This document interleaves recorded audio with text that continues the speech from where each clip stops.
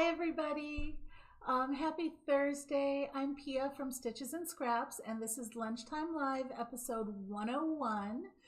Welcome back. And for those of you who are new here, Lunchtime Live is basically my video newsletter. So I'm going to be telling you everything that's going on at Stitches and Scraps. And when we're done, I'll do a quick demo of a pattern stitch. Today's demo, this year I've been alternating between a knit stitch and a crochet stitch for kind of like a stitch of the week. And today's demo is going to be the knit herringbone stitch, which I actually haven't done in some time, but I think I remember how to do it. Yeah, so I'll be demoing that at the end of the session. Meanwhile, when I'm talking about the stuff that I'm going to show you, the stuff I'm working on and all of that, if you want to see any of those links, look in the description on this video and you'll find a link to a blog post. In that blog post, I've listed everything I plan to talk about so you can find that pattern or that tutorial that I'm telling you about. So be sure to check that link out if you want to find any of the stuff that I talk about. So other than that, let's see, what is new this week? The new thing on the blog is the last tutorial. Hi Beth, good morning, how are you? The new thing on the blog is the last tutorial for bag number 4 in the Bag Along Cal. This again is bag number 4. We're almost done with it, so this is probably the last time you'll see it. This is the bag, and the pattern, like I said, is in that link on the description.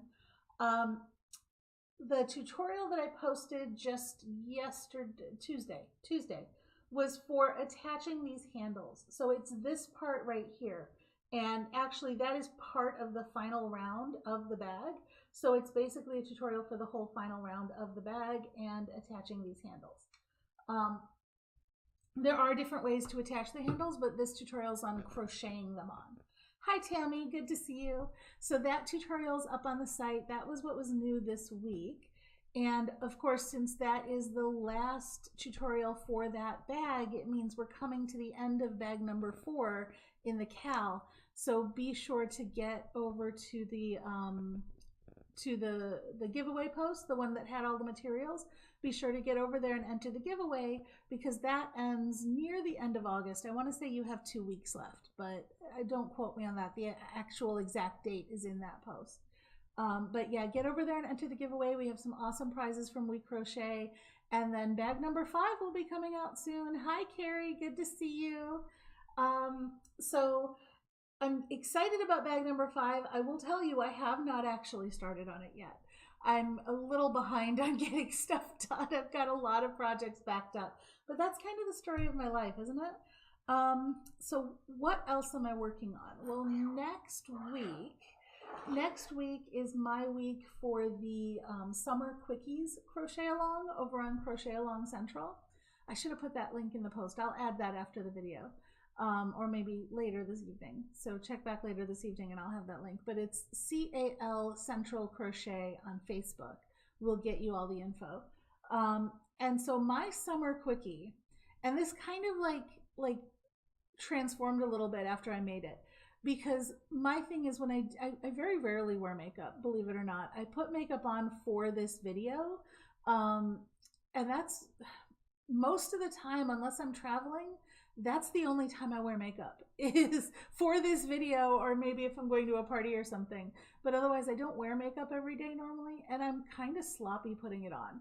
So after the 5th time or 6th time of dropping a brush or sprinkling my shirt with powder when I'm all, wearing my nicer shirts and stuff, and I'm like, shoot, now there's a stain on the shirt, which luckily I managed to wash off the 2 times it happened using unicorn products, unicorn fiber, if you haven't seen them. But anyway, shout out to them because their stuff is awesome.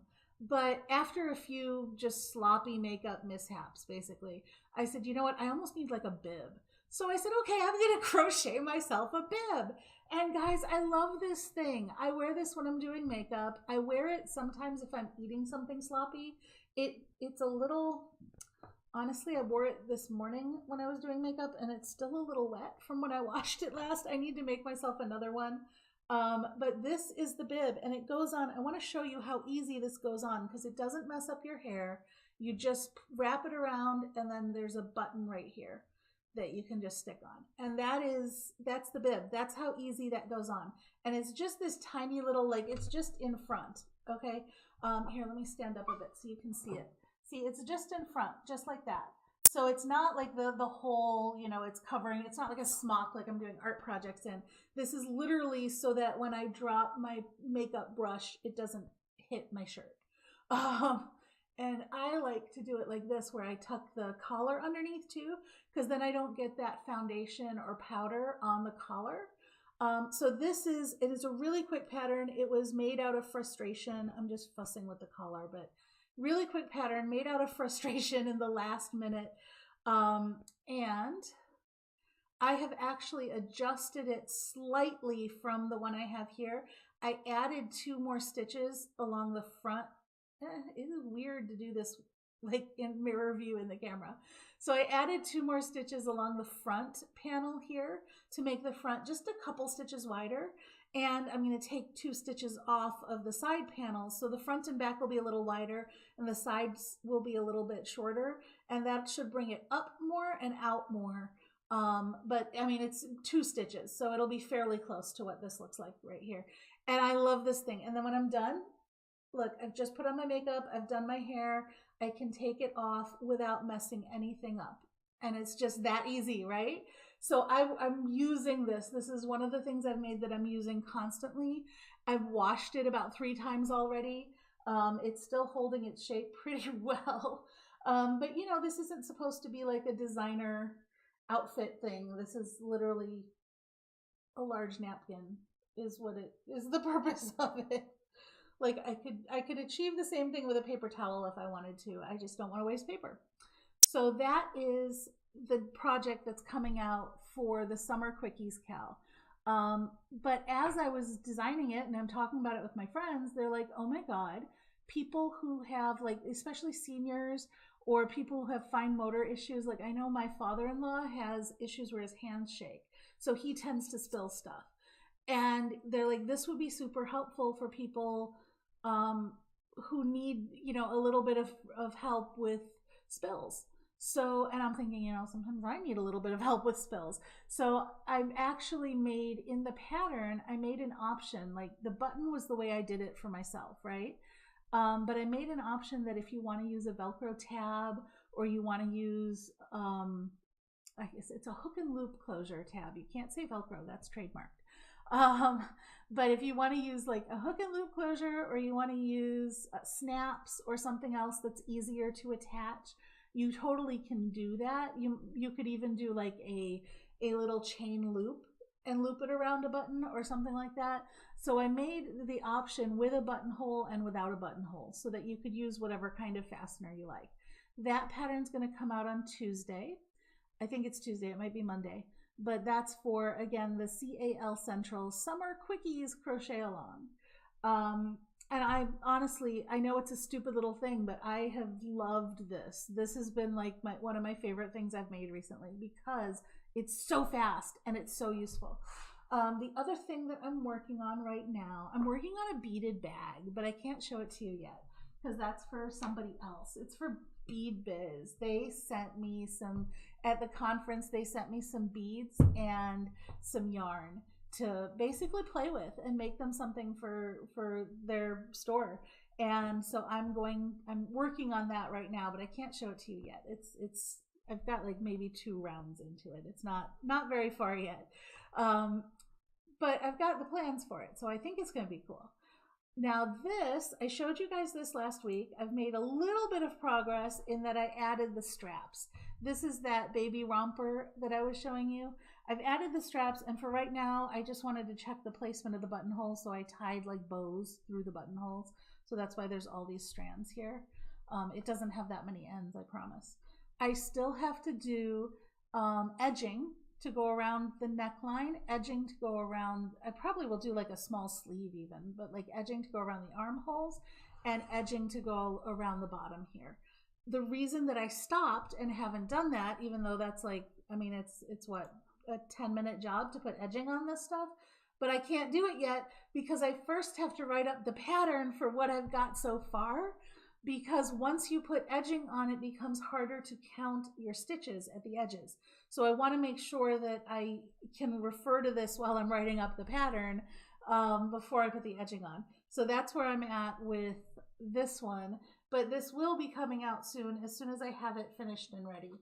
And it's just a little romper, little summer romper for the end of summer. I know we're coming into fall, but I figure people will still wear this in early fall. It's still pretty warm. And you know, it's time to make some for next year too. Great for baby gifts, you know, get that baby stash going. So that's kind of what I've been working on. I am going to start working on the 5th bag in the Cal, and that's what's on my list right now. So any questions on any of that? Otherwise, I'm going to pop over to the, the other thing I'm working on still. I'm glad I make myself lists. The other thing that I'm working on is a couple of product reviews that I have to write. I've got that light that I'm working with, which is amazing, from Vivilux that I showed you. And then there was something else that I got that I needed to review for you guys. These are products basically that I got at the conferences this summer and have really liked. So I've tried everything out and I picked a couple that I like, and I'm going to get those reviews up for you shortly. Maybe one next week. I think maybe look for the Vivilux one next week, because he did give me a coupon code to use as well, and I want to get that one up for you guys. And frankly, I've been using it so much. My husband just asked me yesterday, he says, I need to get one of those. Where can I get one of those? Because I need that for stuff that I do. And I'm like, okay, so people are going to like this light. If my husband's in on it, you know, other people are going to like it too. So I'll get that out. I'll try and get that out this week. That's just writing. I have to sit down and do it. And that's it. That really is it that I've got going on this week. So I'm going to switch over and show you guys how to do now this knit herringbone stitch. And bear with me because I haven't done it in a while. And I'm going to go a little slowly because it is fiddly at first, and then you get into a rhythm with it, right? So the herringbone stitch is it's an adaptation of the slip knit stitch. Okay. Oh wait, hang on. Hi, Bonnie. Oh my gosh, I'm so glad you joined us, and you are so welcome. It was honestly, this year's CGOA conference was, I hate to say it, but it was my favorite so far. And I know there weren't a lot of people there, and it would have been nice if everybody was there. But I think just the excitement of being back in person again it was so great. Right? Wasn't it? It was awesome. And I'm glad you're feeling better too. I know you were sick after.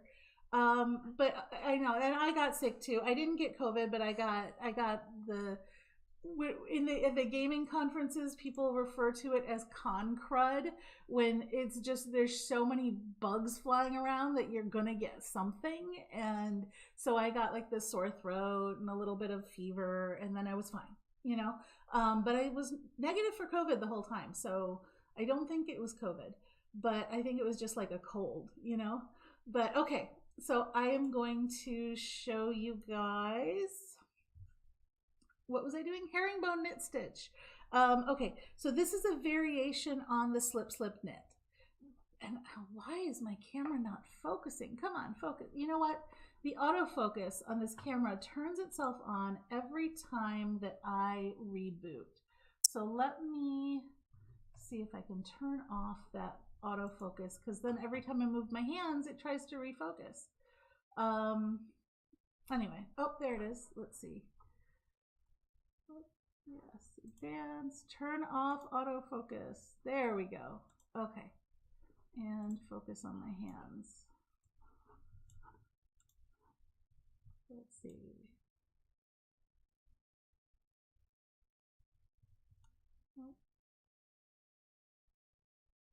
Okay, I think that's probably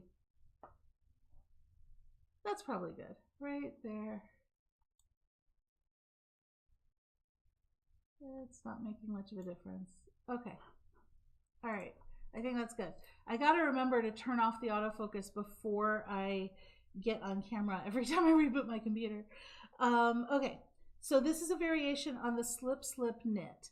So if you're familiar with that stitch, I'll show that to you first. The slip slip knit, basically what you're doing is you're turning around 2 stitches and then knitting them together. So you slip this one knitwise and that turns it around, that flips the stitch so it's twisted, right? You slip this one knitwise and again that turns it around and flips the stitch so it's twisted. And then you go in and you knit them both together. You put the stitches back on the needle and you knit them together. Okay, and that is a slip slip knit, which makes this left leaning decrease, right? There we go. Okay, so now what I'm going to do instead, let me take this out really carefully and put it back the way it was.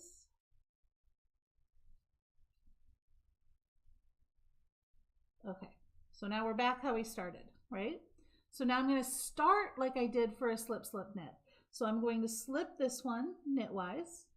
I'm going to slip this one knitwise. I've turned those 2 stitches around so they're twisted. Okay, I'm going to go ahead and knit the 2 together just like this.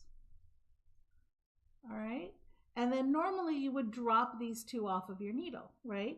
Instead, for this one, I'm just going to drop this 1 stitch. Okay, I still have that left leaning bar, that diagonal line, but I've only dropped the 1 stitch. Okay, now I'm going to do another slip slip knit, and only dropping 1 stitch makes it no longer a decrease, right? Because now you've got 1 stitch that you made and you only dropped 1 stitch, right? So we haven't increased, we haven't decreased. Now I'm going to do another slip slip knit, but notice that this stitch is already turned around. I don't have to twist it again. So for this one, I'm just going to pick it up purlwise so that it stays in the orientation that it's in. So the first stitch, you're doing both of them, slipping them knitwise. After that, you've already got 1 turned. So for the rest of the stitches, you're going to slip the first one purlwise. Now you need to turn this one around so you, knitwise, purlwise. Now you need to turn this one around so you slip this one knitwise, okay?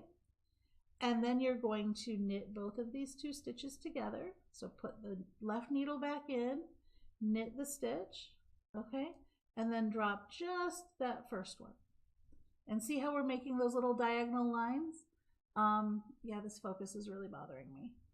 Okay, hang on. If you guys don't mind hanging on, I am going to... Oh, I changed the autofocus on the wrong camera. That's the problem. Okay, let me fix this. I'm like, what's going on here? Okay. Ooh, I'm way out of focus. All right, let me get these settings back on. Okay, turn on autofocus on this camera. There we go. Switch to this camera and turn off the autofocus on that one. Let's see how we're doing now. There we go. Okay, that should be good now. All right, now let me show you this one more time now that we actually have decent focus. All right, so we slip this one knitwise. We slip this one purlwise. So now both of them have been twisted, right? Because this one was already twisted before and we just twisted this one. Then we're going to knit those 2 together. Okay, and then we're going to drop the first one off our needle. Now you can see how this is all open and like it looks different from this stitch? That's because this one's been twisted. So that's how you can tell that this one was twisted already, okay? So I'm going to slip that one purlwise. I'm going to slip this one knitwise. I'm going to put my needle back in and I'm going to knit the 2 together. And you can totally do this. Now I'm going to, oh, sorry. Now if you forget and you drop the stitch, just pick up that last stitch again. Did you see that? Here, let me zoom in a bit. I want you to see that really close up because I do that at least 50 times every time I'm doing this stitch. So you can see I did both of them together. There's that first stitch on top. Do you see it right there? That's that first stitch on top. And then that's the second stitch underneath. So if you drop both accidentally, you just stick your needle into that second stitch and pick it back up again. So now let's do that one more time. Slip, slip knitwise, insert your needle back in, knit, and drop just the first stitch off of that needle. Okay, Again, slip, slip, knit, and drop one. Okay, I'm nearing the end. I want to show you the end of the row, and then I'm going to show you the beginning of the next row too. So I slipped purlwise, slip knitwise, slip knitwise, insert my needle, knit the two together, drop just the one. Now I can't do another stitch because I only have one, right? So I'm going to go ahead and knit this one, and it will be a twisted knit stitch at the end there. Okay, so that is one row of herringbone knit stitch. Now you can sort of see those little diagonal lines there, but you can't really see it really well, right? And you're like, okay, that doesn't look like anything. That definitely doesn't look like herringbone. But the diagonal lines are on both sides. See, you have the diagonal lines here as well. They're tinier, but they're there. So what happens is basically these diagonal lines are going to go in opposite directions as you knit, and then you end up with this way and then that way. So that's what gives you that herringbone look. So let's try it again. And I will show you one more time how to do this. Remember, the first stitch is the only one that starts off differently. So the first stitch, you're going to slip both of them knitwise. So knit, knit, insert your needle, knit them together just like that, and drop the one. Okay, for the rest of the row, you're doing it the opposite way. You're going purl, so slip purlwise, knit, slip knitwise, and then knit the two together and drop them. Slip purlwise, slip knitwise, knit those two together and drop one. Purlwise, knitwise, knit two together and drop one. Okay, and it takes a couple of rows, but once you've done a couple of rows of this, then you'll start to see the pattern emerge. Like you might actually want to go like even, what am I doing? You might actually want to go even like 3 or 4 rows before you really start to see the pattern, especially in this case, since I started with 2 rows of garter stitch. I did a long tail cast on, and then I did a row of knit just to give me a base to work off of. And I think sometimes that hides that first row a little bit. So that might not have been the smartest choice to show it to you. Now I'm down to the last stitch, and remember for the last stitch we just knit it, and so we end up with that twisted knit stitch. But here you can see now we've got the lines going that way, right? And here you can see we have lines going that way and lines going that way, and that's how you end up with your herringbone stitch. And I'll show you a picture. Hang on, let me get a picture up of the finished swatch. Give me 1 second here. Image. Let's get to the herringbone.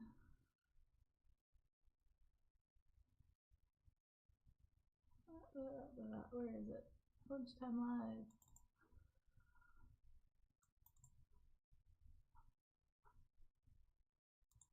Oh, I don't have it here. Oh, you know what? I could probably get it from the website. So hang on, website.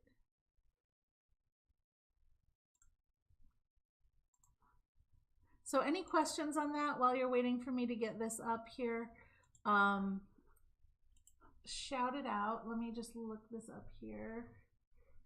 I really want to show you a finished swatch because you can't see it so well on here, right?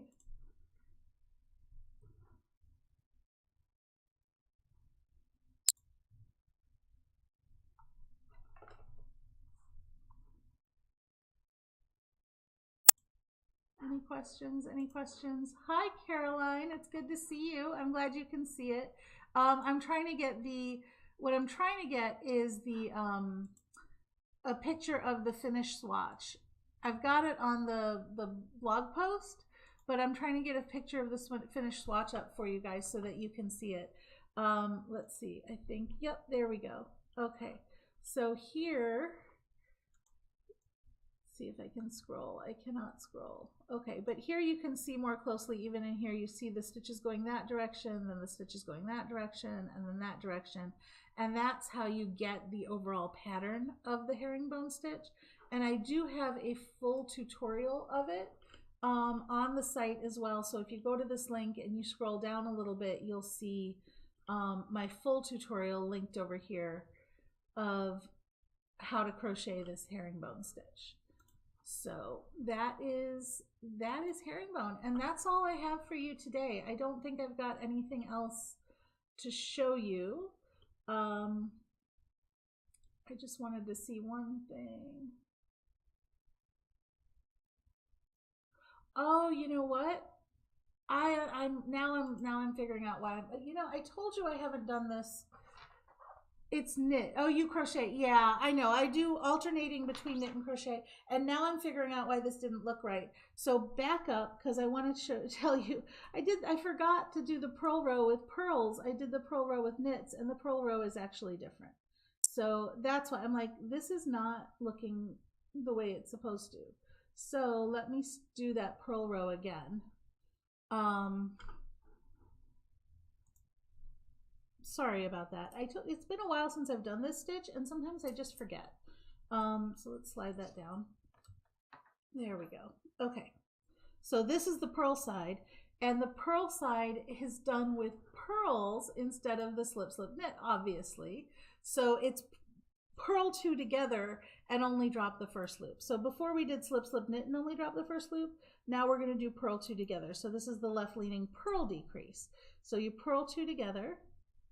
Okay, and you only drop the first loop. So basically what you're doing is you're doing your left leaning decreases, both on the knit side and on the purl side.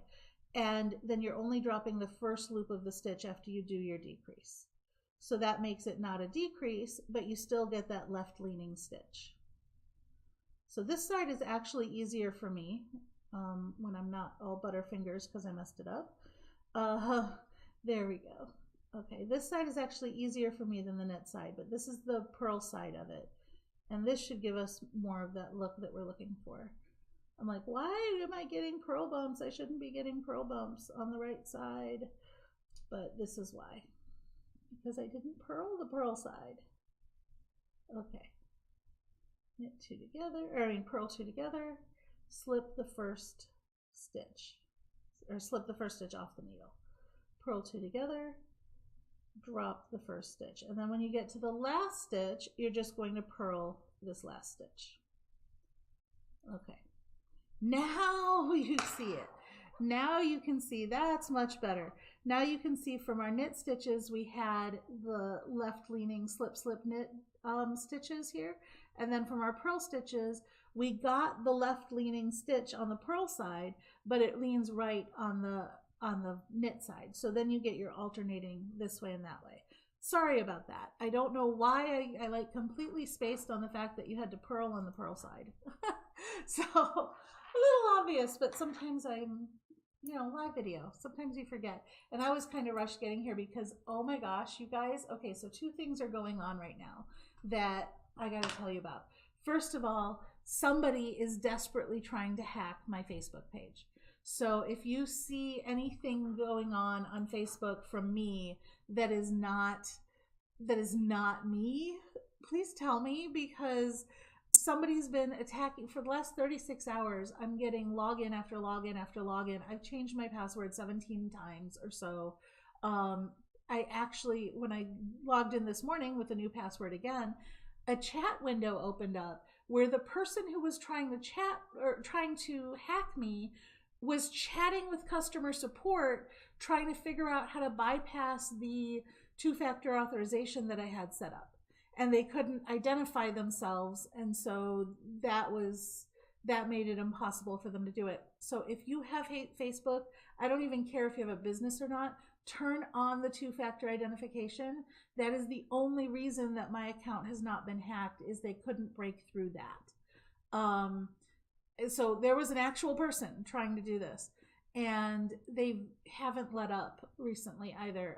So if you see anything come from me that's not from me, that might be what's going on. So I've been dealing with that. And then also, as soon as I logged on to start the broadcast, all of a sudden it's like, your internet went down. So, oh my goodness. But yeah, anyways, so that's kind of, it's been an interesting day. But that's what's been going on with me. That is the rest of the week here. And next week coming up, I'll have that new pattern for you for the bib, and I'll have the hopefully I'll have the review of the light from Vivilux. And then I'll see you back again here next week. Next week, Carolyn, we will be doing a crochet stitch. What I'm doing for Lunchtime Live is I'm alternating knit 1 week, crochet 1 week, knit 1 week, crochet 1 week. So next week is going to be a crochet stitch. If you give me a second, I'll even tell you which one. Let me look at my calendar. Next week, I'm going to guess we're doing herringbone stitch because I've been pairing them up, but let me see. Next week is bean stitch. It's not herringbone, it's bean stitch. I love bean stitch. So bean stitch is next week, and I will see you guys back here for that. So I'm just going to say bye. Have a great weekend.